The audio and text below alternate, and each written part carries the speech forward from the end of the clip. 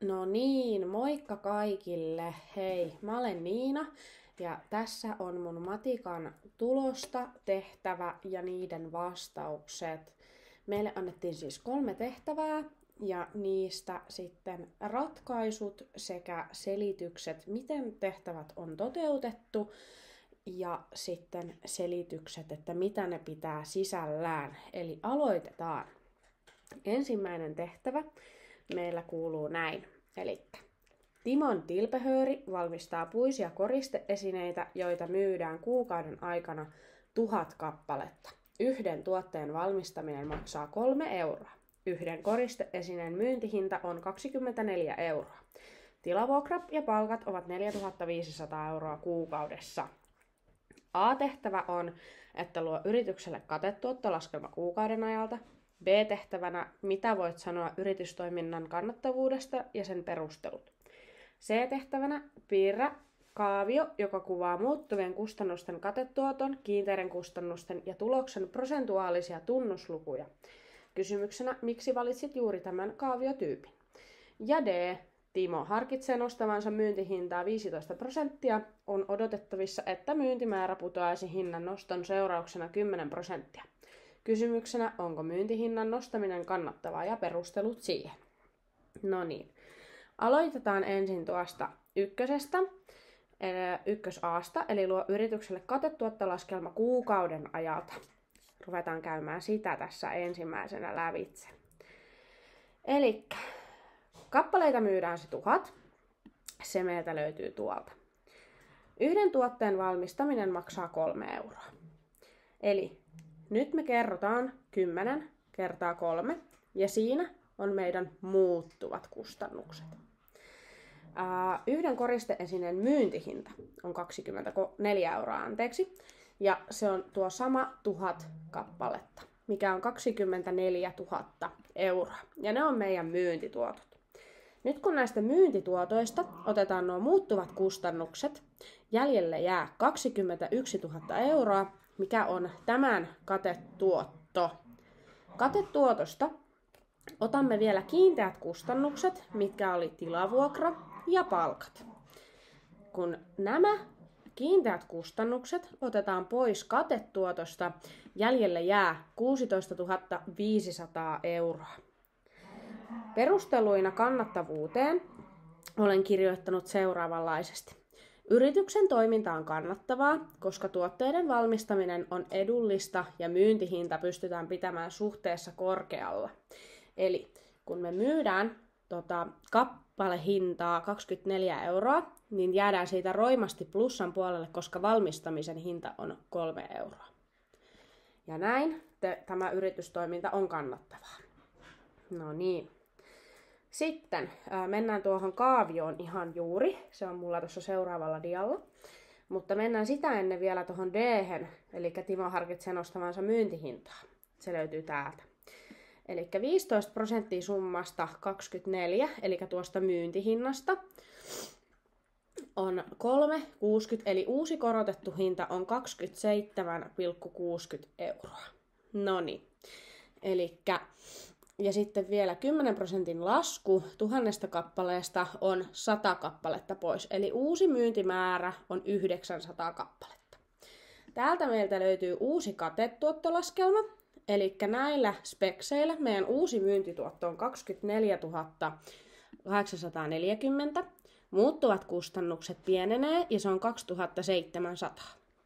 Nyt kun otetaan taas muuttuvat kustannukset pois myyntituotosta, meillä jää katetuottoa 22 140 euroa.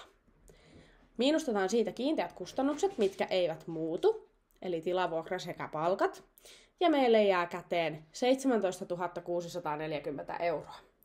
Nyt jos me verrataan tuota ensimmäistä katetuottolaskelmaa ja sieltä olevaa tulosta, eli 16 500, ja tätä nykyistä, eli 17 640, niin voidaan todeta, että uuden katetuottolaskelman tulos on parempi. Tähän olen kirjoittanut muistiinpanoksi itselleni, että kauppiaan päätös nostaa hintoja on ollut kannattava, koska se on nostanut myytävän tuotteen hintaa riittävästi, vaikka tuotteita myyntimäärällisesti on vähemmän. Kauppiaan tulos on parempi kuin alkuperäisesti. Kauppias säästää 100 kappaleen muuttuvissa kustannuksissa sekä tuottaa 3,60 enemmän rahaa per myytävä kappale. No toi voidaan ottaa tuolta pois. Mutta kyllä, eli tämä on kannattavaa, hintojen nostaminen oli kannattavaa, se tekee enemmän tulosta. Olemme säästäneet muuttuvissa kustannuksissa, mutta tehneet enemmän myyntituottoa, mikä vaikuttaa meidän tulokseen positiivisesti. Ja noin, siinä oli ensimmäinen. Nyt mennään vielä katsomaan se tehtävän 1 kaavio. Eli seuraavassa diassa, eli tässä me nähdään katetuottolaskelma kuukaudelta kaaviona. Valitsin tämän piirakkakaavion sen takia, koska tästä näkee oikein hyvin, että miten paljon rahallisesti mikäkin osa-alue vie. Eli myyntituottoa 35%, muuttuvia kustannuksia 4%, katetuottoa 30%, kiinteitä kustannuksia 7% ja tulosta 24%. Tästä näkee hyvin näillä värikoodatuilla, että mikä kuuluu mihinkin ja miten se vaikuttaa mihinkin.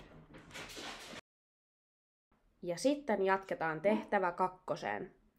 Elikkä tuossa tehtävänä meillä oli, että luo mallin mukainen taulukko ja täydennä puuttuvat kohdat. Näytä korkokanta ja kasvanut pääoma 2 desimaalin tarkkuudella, talletusaika kokonaislukuna.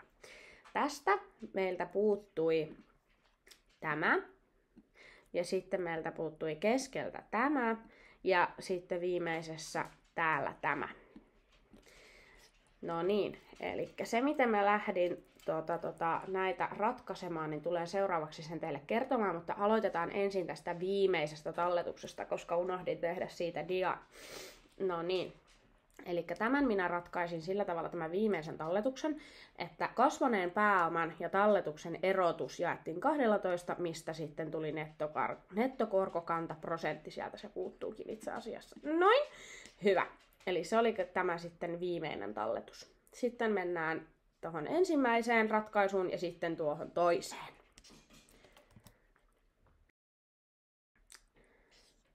Eli tästä päästään katsomaan ensimmäistä talletusta. Ensimmäisen talletuksen ratkaisun tein tuolla Excelissä, joten en pysty sitä nyt tästä näyttämään. Olen ottanut tämän suoraan tänne PowerPoint-esitykseen, mutta ratkaisu tulee seuraavanlaisesti. Eli ensimmäiseen tai soluihin olen laittanut pääoman, mikä oli se 200 €, ja korko on muutettu prosentista desimaaliluvuksi, että me saadaan tästä toimiva yhtälö. Täällä näkyy vuodet. Eli 1, 2, 3, 4 ja 5 vuosi, koska talletusaika oli 5 vuotta. Tähän soluun minä laitoin tämän soluarvon, eli on yhtä kuin tämä solu, sitten kauttamerkki, dollarimerkki, sitten tuon solun kirjain, toinen dollarimerkki ja numero, että me saadaan kiinnitettyä se solu tuonne. Ja sitten se ilmoittaa tämän summan siihen. Siitä oli helppo vetää tästä suoraan Excelissä alaspäin, niin se laski meille sitten että miten se korko vaikuttaa tähän pääomaan. Ja niin kuin pystytään tarkastelemaan, eli vuosi 5, niin sitten sinne on tullut kasvanutta pääomaa 223,99 €, mikä voidaan pyöristää 224 €. No niin, mennään seuraavaan, eli siihen talletukseen, missä on 1500 €. Se näkyy täällä. Tuolla taas korko laitettu desimaaleiksi. Tämä on myös toteutettu Excelissä, jotta me saadaan siitä oikean näköinen. Tässä tehtiin sama, eli tämän solun arvo laitettiin tähän ensimmäiseen vuoteen, ja sitten siihen laitettiin kauttamerkillä sitten se dollarimerkki, tämä solun kirjain, dollarimerkki ja numero, ja sitten sieltä tulikin tuollainen vastaus. Sitten kun oltiin kiinnitetty noi solut tohon, niin oli helppo taas vetää alas Excelissä ja katsoa, että hei, missä mennään. Vastaukseksi sinne tuli 31 vuotta. Ja tuossa näkyy sitten se luku, mitä haettiin. Se oli helppo katsoa Excelissä. Tässä on tämä vastaus. Mennään seuraavaan. Elikkä seuraavaksi 2B-tehtävässä oli tämmöinen, kuin yrityksen tuotantomäärä arvioidaan tuotannon tehostamisen seurauksena kasvavan 9,4% kuukaudessa. Kuinka suuri on yrityksen tuotantomäärä 2 vuoden kuluttua, kun se on tällä hetkellä 30 kiloa? Luo kaavio, joka kuvaa sekä tuotannon kuukausittaisten kokonaismäärän kehittymistä että kuukausittaista tuotannon määrän lisäystä. No niin, elikkä tonne, niin kuin näkyy vähän huonosti ehkä, mutta kuukauden nousu on se 30 kiloa. Meidän tehoprosentti on muutettu taas desimaaliksi, ja tämä on tehty Excelissä ihan täysin samalla tavalla kuin toi pääoman esimerkiksi laskeminen. Eli on otettu ne solut, yhdistetty, kiinnitetty ja sitten saatu vedettyä se kätevästi tonne alas. Tässä meillä näkyy kuukaudet, ja siellä se sitten näkyykin se vastaus. Tässä on 2 vuoden tulos, mikä on se 320 ja 66 kiloa. Yes. Tässä seuraavassa me nähdään vielä samaisesta aiheesta kaavio, koska sitä pyydettiin. Tässä nähdään taas kuukausittainen muutos, eli 1, 2, 3, 4 kuukautta ja täällä sitten 24 kuukautta, eli se 2 vuotta. Ja täällä nähdään sitten se kilomääräinen kehitys. Ja tuossa on sitten se 320,66. Tästä taulukosta on helppo katsoa, että hei, selvä, meillä on ollut positiivinen kehityskaari täällä, näin. Oho, se meni vähän vinoon. Mutta tällä tyylillä. Sitten seuraavaksi tulee 2C, eli vuonna 2016 yrityksen liikevaihto oli 6,78 miljoonaa euroa. Liikevaihto laski 3 vuoden ajan 7,8% vuodessa, mutta kasvoi tämän jälkeen 4 vuoden ajan 4,5% vuodessa. Mikä oli liikevaihtomuutosten jälkeen? Ja tässä tehtävä 2C:n ratkaisu. Eli 3 vuoden 7,8% laskun jälkeen liikevaihto oli 5,32 miljoonaa. Mutta tämä ei jää tähän, vaan 4 vuoden 4,5% nousun jälkeen liikevaihtohan kasvoi, joten lopullinen liikevaihto oli 6,30 miljoonaa euroa. Näin. Loistavaa. Sitten mennään vielä tuonne viimeiseen tehtävään, eli kannattavuuslaskentaan. Tässä meillä näkyy suoraan tehtäväanto, mitä meille annettiin. Eli 3. tehtävä. Yritys haluaa lisätä tuotantoaan investoimalla uuteen linjastoon, jonka takaisinmaksuajaksi se on asettanut 4 vuotta. Se on kartoittanut 3 eri vaihtoehtoja, joten tiedot ovat seuraavat. Siinä näkyy A, B ja C-investointi, niiden hankintamenot, kustannus per vuosi, tuotot per vuosi, jäännösarvo ja laskentakorkokannat. Jes, nyt lähdetään tarkastelemaan vähän paremmin näitä investointeja, että mikä niistä olisi yritykselle kannattavin. Ja näin päästään ratkaisuun tehtävän annossa. Eli hankintameno jaettuna vuotoisella nettotuotolla on takaisinmaksun aika. A, B, C. Tässä näkyy A 2,6 vuotta, B 2,8 vuotta ja C 3,5 vuotta. Näistä lyhin on A, niin kuin näkyy. Sitten ruvetaan tarkastelemaan nettotuottoja. Eli A-investoinnissa nettotuotto oli 50 000 euroa, B 75 000 euroa ja C 60 000 euroa. Sitten tarkastellaan nettonykyarvoja, jotka jokaiset ovat miinuksen puolella. Jotta se olisi kannattavaa, niin olisi niin kuin nollan yläpuolella, mutta näin ei ole yhdessäkään vaihtoehdossa laskelmien jälkeen. Kuitenkin vähiten miinusta tekee A, sitten tulee C ja sitten tulee B. Tänne olen kirjoittanut muistiinpanokenttään, että kaikki investointivaihtoehdot ovat tappiollisia, mutta järkevin vaihtoehto olisi A. A-vaihtoehdossa menee 2,6 vuotta takaisinmaksussa, joka on vähiten kaikista vaihtoehdoista. Vaihtoehto A, nettonykyarvo, on vähiten miinuksen puolella. Mielestäni kuitenkaan yksikään investointi ei ole alkuun kannattava. Kuitenkin näistä vaihtoehdoista ottaisin itse A.